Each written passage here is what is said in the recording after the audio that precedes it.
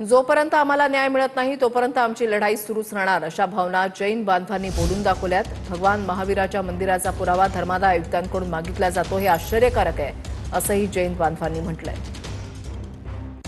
धर्मादाय आयुक्तांकडून जो निर्णय आला, या निर्णयाकडे तुम्ही कसं बघताय? काय समाधानी आहात का या निर्णयावरती तुम्ही? पहिली गोष्ट म्हणजे त्यांनी जैन समाजाचं ऐकून घेतलं आणि वरच्या पातळीवरून इंटरफेअर करून आज एक सुनावणी झाली।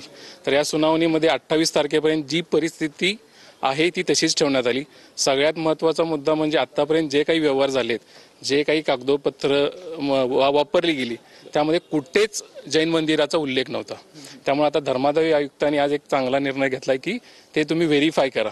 ते आता पुणे धर्मादाय आयुक्तालय, मुंबई धर्मादाय आयुक्तालय यांच्यामार्फत त्याचं व्हेरिफिकेशन होईल। आमची जैन समाजाची हीच मागणी राहील की जोपर्यंत 3.5 एकर ही सेल डीड कॅन्सल होत नाही आणि 3.5 एकर परत जैन समाजाकडे येत नाही तोपर्यंत जैन समाज काय शांत बसणार नाही। आज जो चॅरिटी कमिशनने जो निर्णय दिलेला आहे तो खूप चांगला आहे। ही सुरुवात आहे, लढाई खूप मोठी आहे, सगळ्यांच्या त्याच्यामध्ये खूप भावनात्मक दृष्टीने आम्ही याच्याकडे पाहतो आहे आणि ही लवकरच आम्ही जिंकू अशी आम्हाला सगळ्यांना आशा पण आहे आणि त्यासाठी पूर्ण जैन समाज उभा आहे।